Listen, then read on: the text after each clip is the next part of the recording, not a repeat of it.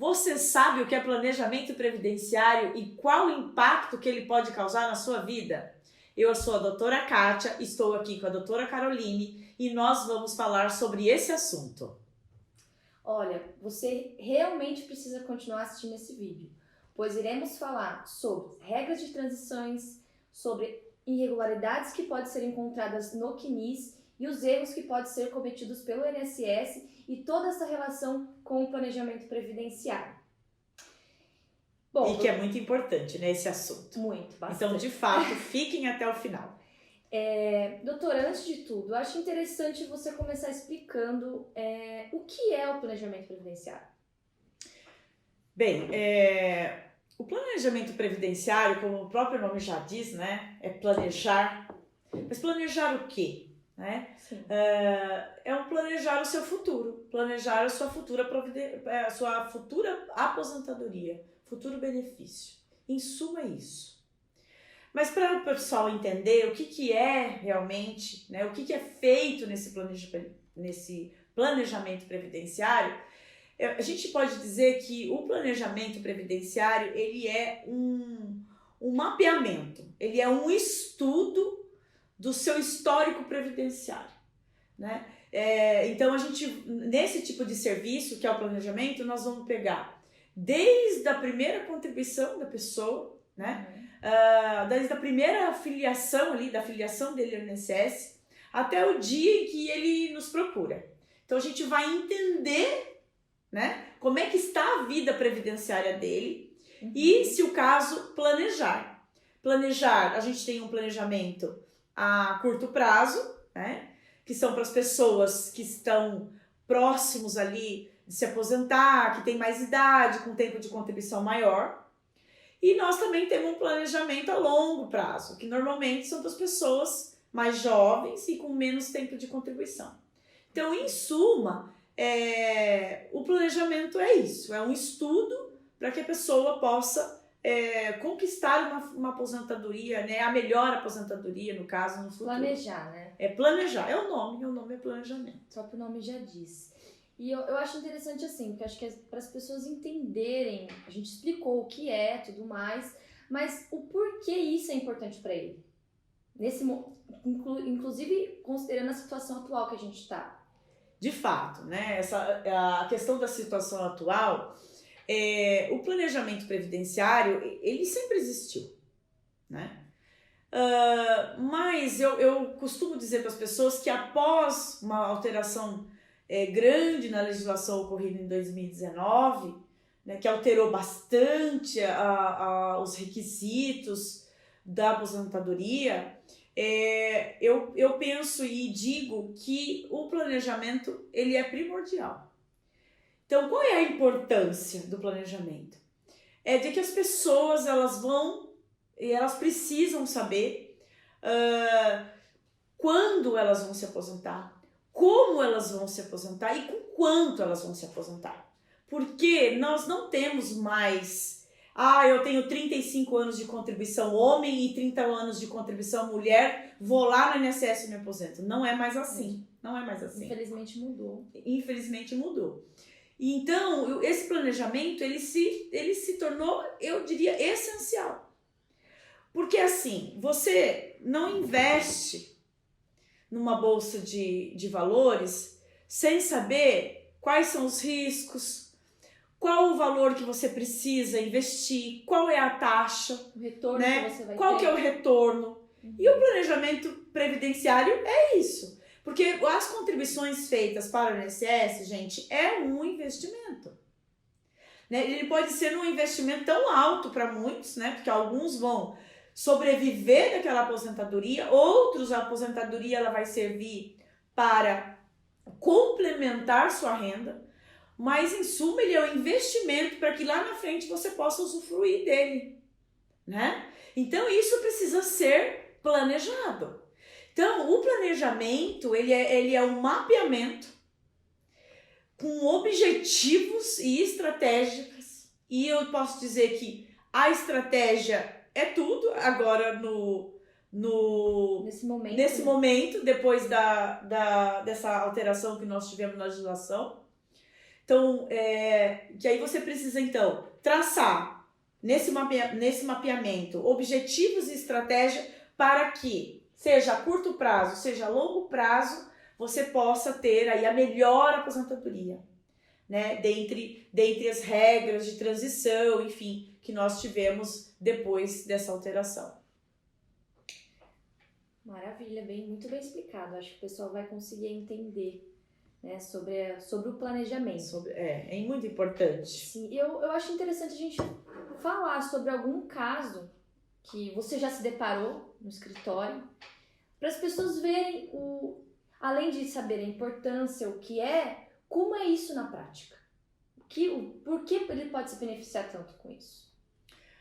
Olha, antes de eu entrar um desses casos que eu tenho, e acho que até para o pessoal entender, porque eu vou falar de algumas regras e aí as pessoas em casa pode ficar um pouco, mas o que ela está dizendo, por que isso aconteceu com ele?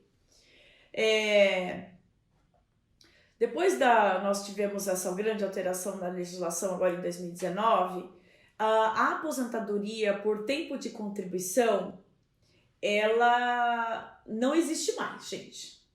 Né? A aposentadoria por tempo de contribuição, ela não existe mais. Como assim, doutor? Eu vejo bastante casos ainda se aposentando por tempo de contribuição. Sim, calma lá. Depois que foi extinta a aposentadoria por tempo de contribuição, e ela foi em 2019, a gente costuma dizer que tem o direito adquirido e a expectativa de um direito.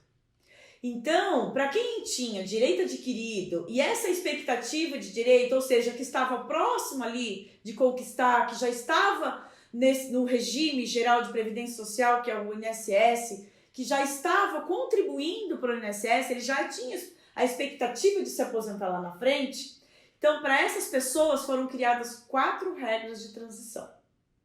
Né? Então, nós temos o direito adquirido e temos aqueles que tinham a expectativa de se aposentar. Então, foram criadas 4 regras de transição. Então, nós temos a regra pedágio de 50%, pedágio de 100%, a transição por idade e a regra de pontos. Não vou conseguir trazer aqui para vocês rapidamente, porque elas são mais complexas, né? Mas só para vocês saberem que existem 4 regras de transição. Então, sim, é possível se aposentar ainda por tempo de contribuição, mesmo ela tendo sido extinta, desde que enquadrado em uma destas, né? Desde que a pessoa se enquadra em uma dessas 4 regras de transição.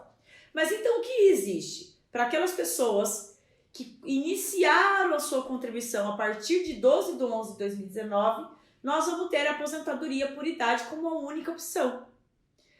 Né? Mas nem por isso, veja, é importante aqui dizer, nem por isso que você não precisa se planejar. Pelo contrário, existindo tão somente essa aposentadoria por idade, aí é que eu digo que as pessoas precisam se planejar. Precisam.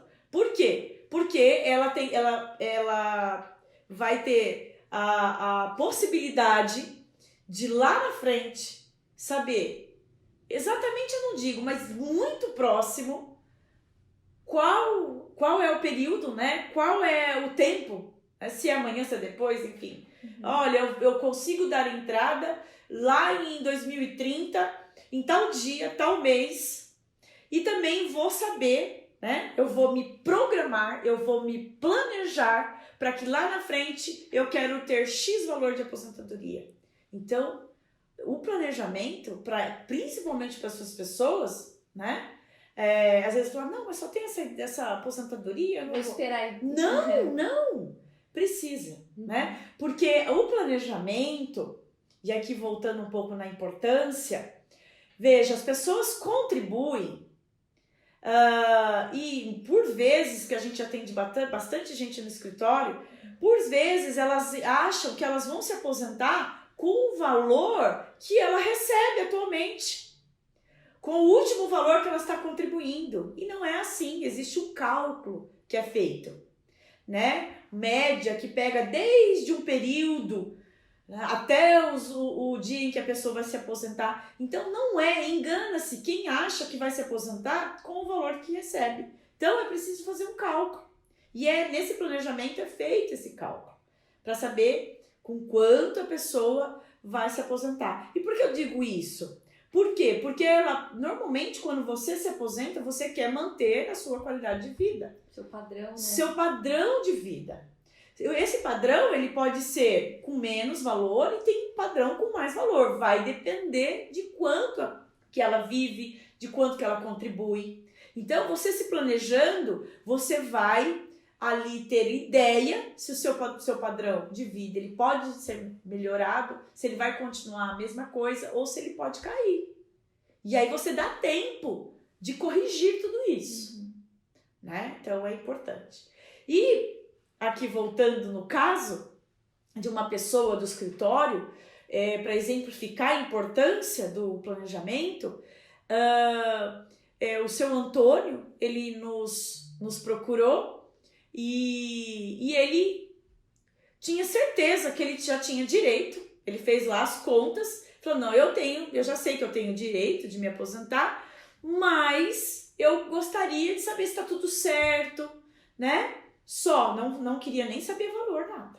Eu só queria saber se estava tudo certo porque ele ia dar entrada na aposentadoria dele. Pois bem, nós analisamos e verificamos que tinha algumas incorreções para fazer, para serem feitas, né, no INSS, porque sem essas correções, talvez ele não pudesse se aposentar assim, de bate-pronto, digamos assim.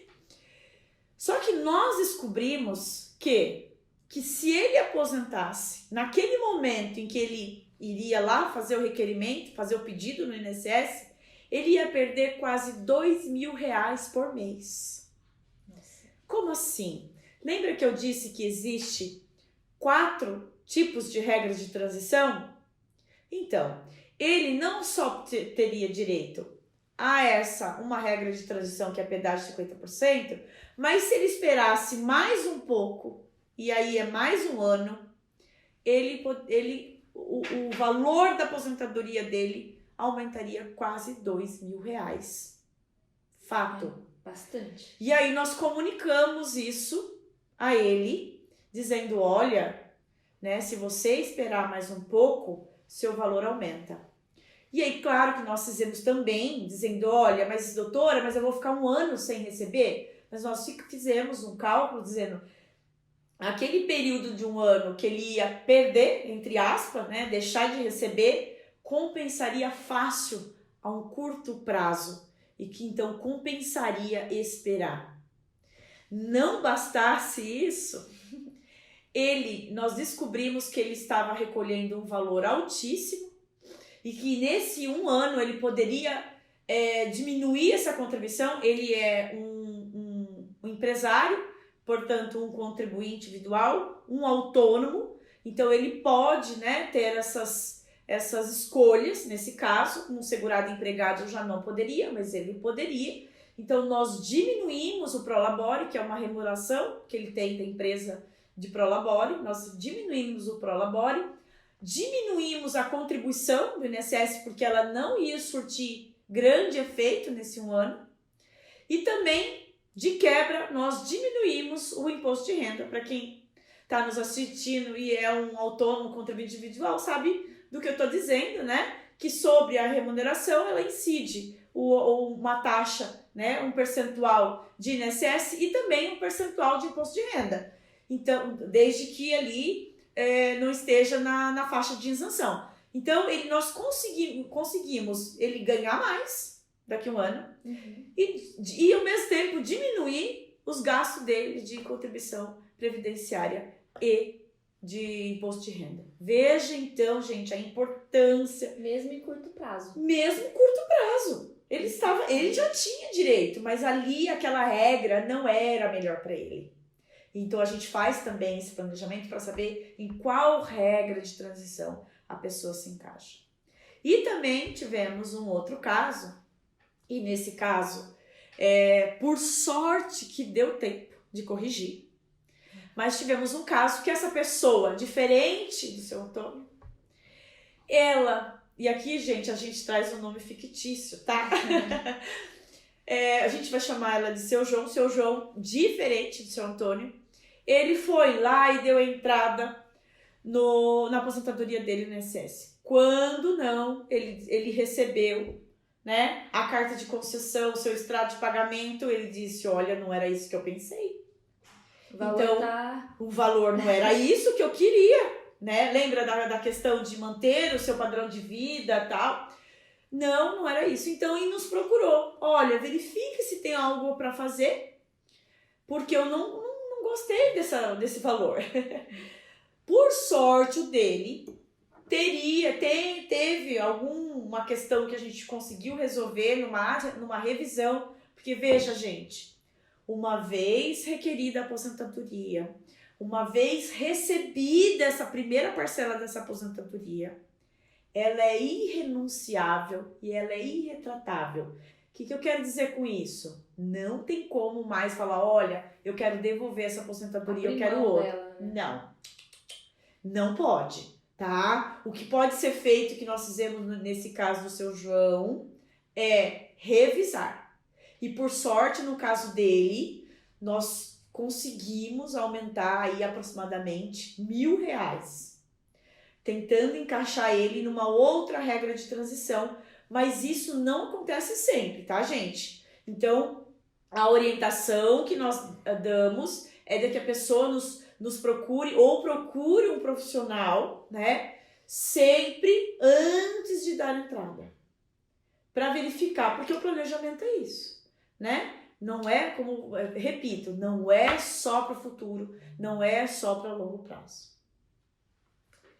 Maravilha, doutora. A gente falou muito que o planejamento, ele traz benefícios, a gente consegue apurar o tempo, enfim. Mas além disso, o que a gente entrega no planejamento? Olha, o planejamento é um serviço bem completo e complexo, né? Completo porque nós vamos analisar, né? Para fazer o planejamento é feita uma análise de todo o histórico dele, como já falei no início.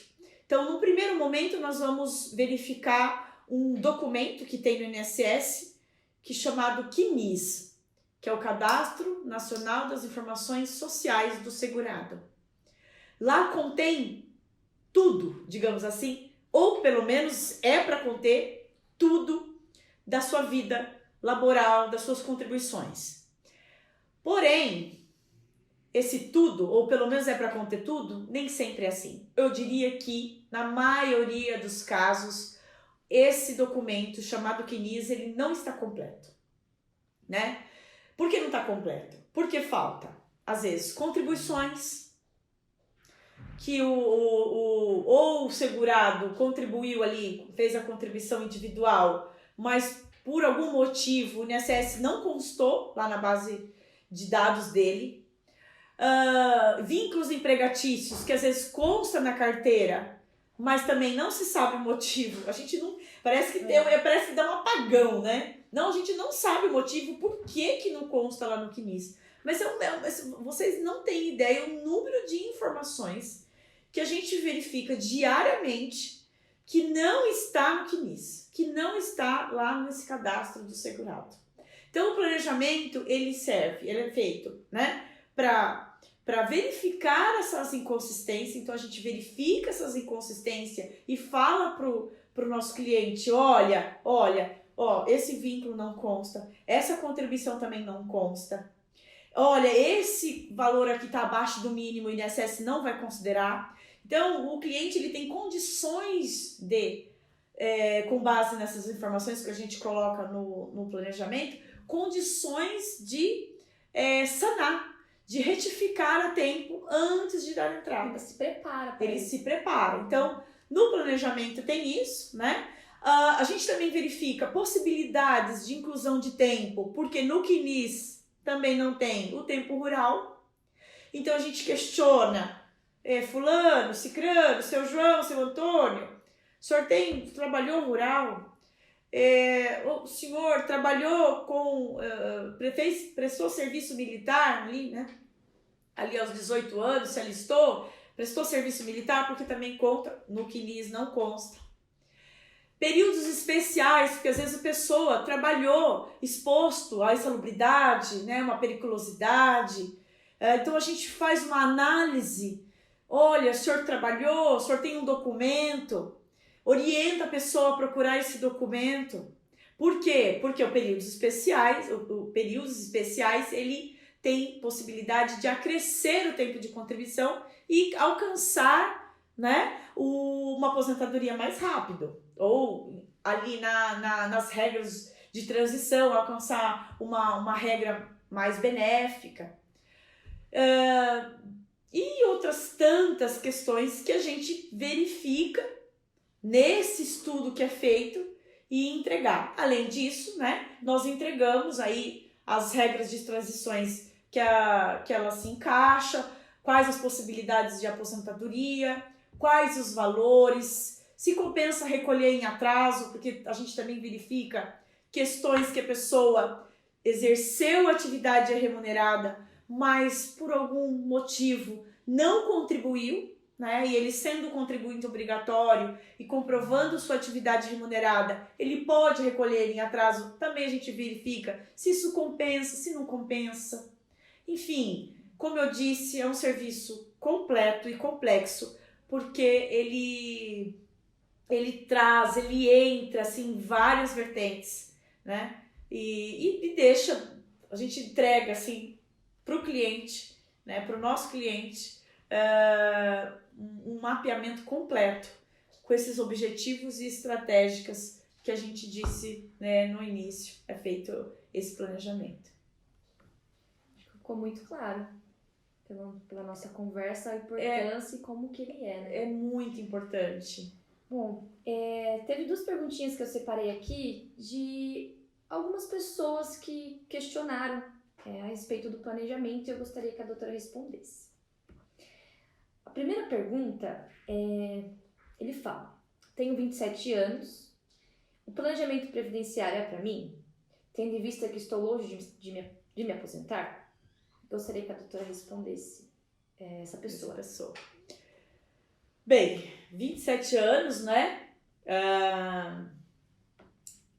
A princípio, com 27 anos, a gente pode entender que ela já era contribuinte do INSS antes de 12/11/2019. Então, ele pode ser uma pessoa que possa não ter direito só à aposentadoria por idade, como a gente disse no início, que para aquelas pessoas que se filiaram depois de 12/11/2019, só aposentadoria por idade. Então, ele pode ter, né, direito à aposentadoria por tempo de contribuição ou por idade nesse caso. Isso considerando que ele se filiou antes, tá? Mas tanto faz aqui se ele se filiou antes e se ele se filiou após 2019. Por quê? Porque a gente sabe que ele está longe da aposentadoria ou de uma aposentadoria, né? Mas isso não significa que o planejamento não é importante para ele. Pelo contrário, como eu disse no início, para essas pessoas o planejamento é ainda mais primordial. Por quê? Porque ele tem a possibilidade de que muitos não tiveram de fazer um investimento a longo prazo. Então ele vai conseguir ao longo desses anos recolher o suficiente de maneira